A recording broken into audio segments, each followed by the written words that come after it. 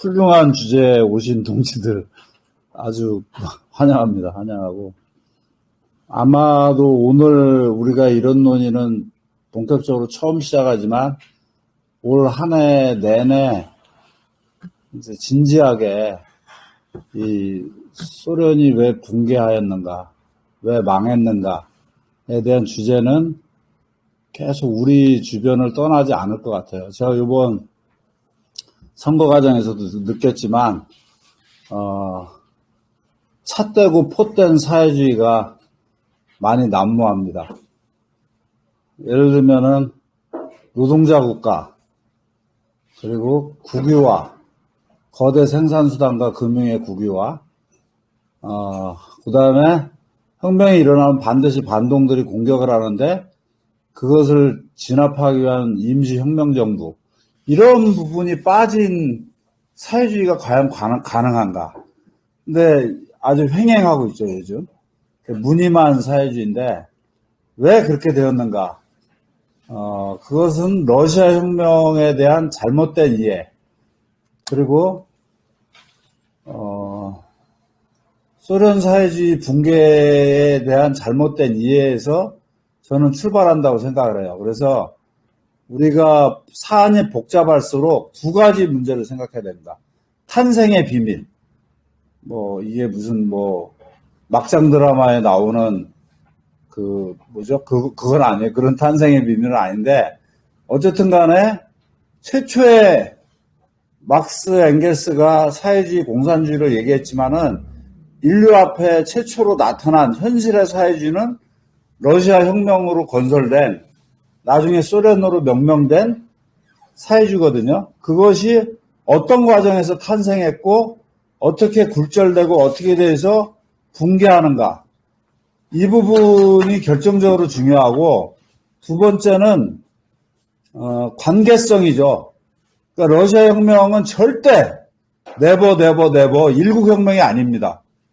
국제관계, 특히 제국주의 간의 사상 유례 없는 내전 과정에서 탄생했고 어마어마하게 죽었죠. 1차 세계대전 과정에서. 그리고 제국주의 간의 전쟁이 없이는 절대 태어날 수 없는 권력이었고, 위기가 왔지만 제국주의자들이 2차 세계대전 또 붙습니다. 그 과정에서 위태로웠던 권력은 다시 자기 위치를 찾죠. 하지만 1991년 12월 24일 마침내 붕괴하고 맙니다.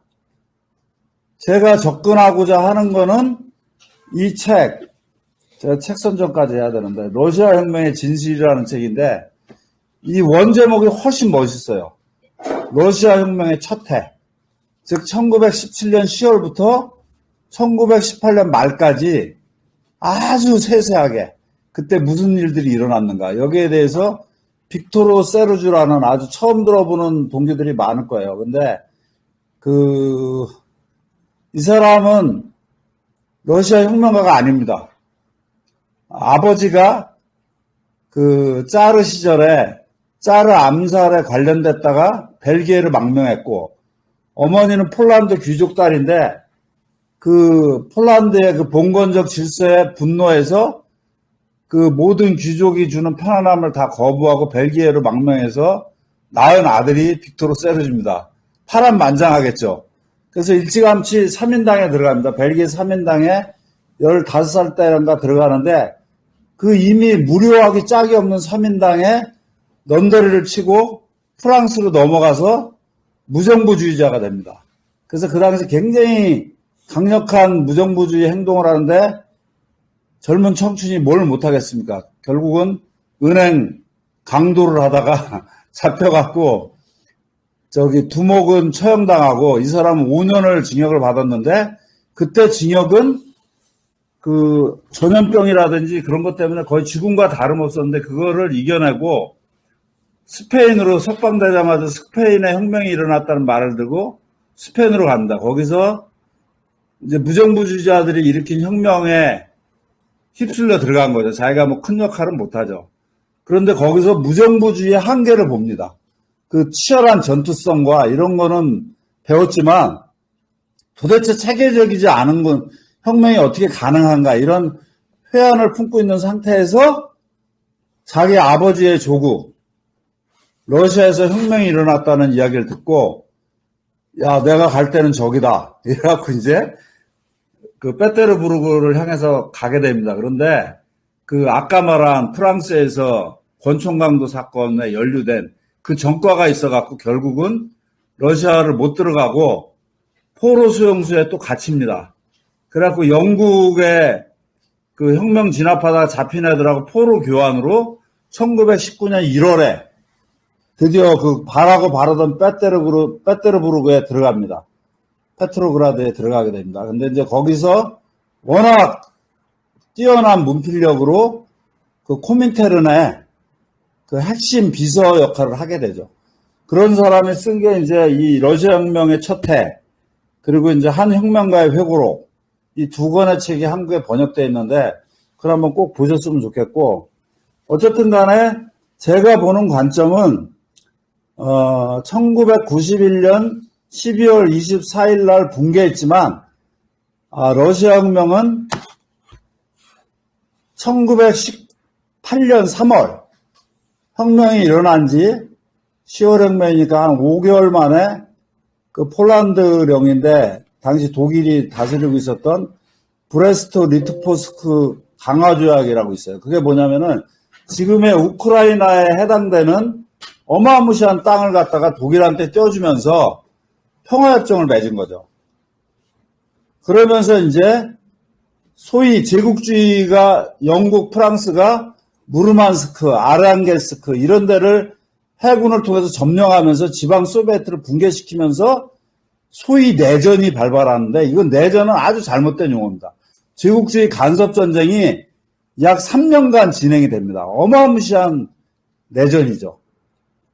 그 3년, 그래서 그 내전은 어디서 마무리가 되냐면 그 유명한 크론스타트 수병의 봉기, 그게 1921년 3월입니다. 그래서 약 또 1000일이 나오는데 1000일간의 내전이 러시아 혁명 직후에 일어나게 됩니다. 이 과정에서 러시아 혁명가들이 꿈꿨던 세계는 거의 다 깨지게 됩니다. 이기긴 이기는데 제국주의를 물리치고 백의군을 깨버리고 해서 혁명을 수호하는데 그 과정에서 어마무시한 상처를 입고 살아남습니다. 특히 혁명가들이 거의 다 죽습니다. 뛰어난 혁명가들이. 뛰어난 혁명가들은 한 시기에 그렇게 많이 생기질 않아요. 근데 혁명이 성공하고 나서 내전이 벌어지니까 가슴이 뜨거운 자들은 그 내전으로 몰려갑니다. 거기서 다 죽어요. 그리고 야, 그래도 우리가 혁명 정부를 수호해야 되지 거기 전선에 달려갈 일이 아니다. 그런 사람들은 당의 요직, 국가의 요직을 맡는데 인간은 별 수 없어요. 편안하게 펜대 굴리면은 혁명 정신은 오갈 데가 없어집니다. 그러면서 실질적으로 당의 민주주의는 비슷비슷한 인물들이 존재할 때 가능해요. 아무리 형식적으로 보장해줘봤자 아주 뛰어난 한 명이 관료가 됐어요. 옛날에 혁명에 엄청난 훈장을 가진 자가, 그 자가 명령을 하는데 안 따를 자는 없거든요. 그들의 총합산이 예를 들면 스탈린으로 나타난 것이지 스탈린 개인이 어떻게 한 것은 아닙니다. 그래서 혁명가들이 사라지면서 당내 민주주의는 사라집니다. 그리고 레닌이 1918년 여름에 암살을 당할 뻔합니다. 두 발에 총을 맞았는데 죽을 때까지 총알을 못 빼요. 근데 그러고 나서 그 전에 생겼던 체카라는 비밀 조직이 어마무시하게 커집니다. 모든 정보 조직은 처음에는 예방으로 가는 순간 점점점 수사의 범위가 넓어지고, 그렇게 되면서 어떤 그나마 남아있던 혁명가들이 다 그런 방식으로 살해되고 감시당하고, 그런 속에서 당내 민주주의는 질식당합니다. 그걸 이 뛰어난 빅토르 세르주도 스탈린의 음모적 작품이라고 얘기하는데, 그건 세르주가 너무 러시아 혁명 전 과정에 대해서 모른 채해서 썼기 때문에 아주 훌륭한 사람 글이지만은 부분 치명적 맹점을 안고 있습니다. 그래서 어쨌든 간에 그 민주주의가 뛰어난 사람들이 다 사라지면서 민주주의가 압살당하고, 그다음에 체카 등이 생기고, 그리고 식량 징발은 어쩔 수 없는 과정이었어요. 도시의 굶주림, 그 전선에 나가 있는 사람들과 적백내전에서 그들에게 식량을 공급해야 되는데 농민은 그걸 빼앗기지 않으려고 합니다. 그 과정에서 볼셰비키들의 혁명의 정신은 원하든 원하지 않든 거의 다 부서져 나가는 거죠. 그리고 내전 과정에서 어마무시한 기근, 당시에 러시아를 덮친 엄청난 기근이 덮치면서 실질적으로 생산력 자체가 약 3분의 1로 파괴돼 갑니다. 그래서 마르크스도 얘기했지만은 사회주의 혁명은 가장 발달된 나라의 생산력을 바탕으로 해야 되는데 당시 러시아가 혁명을 일으킬 때 러시아는 유럽에서 가장 후진적 자본주의였어요. 그런데 또 내정 3년 기간 그 모든 생산력이 파괴됩니다. 그런 과정에서 생산력 제일주의라고 불리는 군대화되고 병영화되고 이런 거 외에는 택할 길이 없었어요. 그것의 총본산이 내전 이후에 만들어지는 체제일 수밖에 없다. 그리고 거기에 스탈린주의라고 불리는 많은 요소가 내전 3년간 한두 명의 음모와 기획과 의도에서 만들어진 게 아니고 그 내전이라는 참혹한 과정에서 뿌리가 이미 내려진 것이다. 그런데 그러면 망할 수밖에 없었는데 2차 세계대전이 터지면서 그 틈바구니를 비집고 그리고 그 과정에서 엄청난 생산력 발전을 일으켜내면서 형태적으로 형식적으로 미국과 경쟁하는 모습을 보였지만 그 내부는 엄청 썩어 있었고 원래 생각했던 민주주의는 작동하지 않고 그런 요소들이 계속 누적되는 과정에서 더 이상 견디지 못하고 1991년 12월 24일 날 붕괴한 것이다. 그래서 여기서 갖는 교훈은 한 어린아이가 태어나서 걷는 데까지 10,000번을 넘어진다고 합니다. 이 세르주가 하는 비유이기도 한데 근데 인류는 세계 사회주의 공화국을 건설해 나가는 과정에서 수없는 실패를 경험할 수밖에 없어요.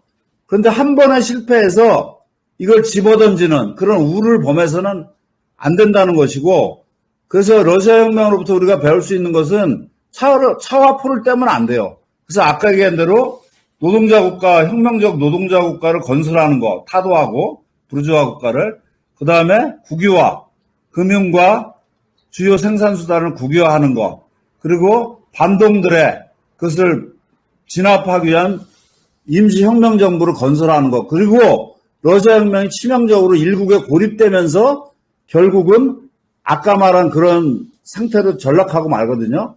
그래서 세계혁명으로만이 돌파가 가능하다.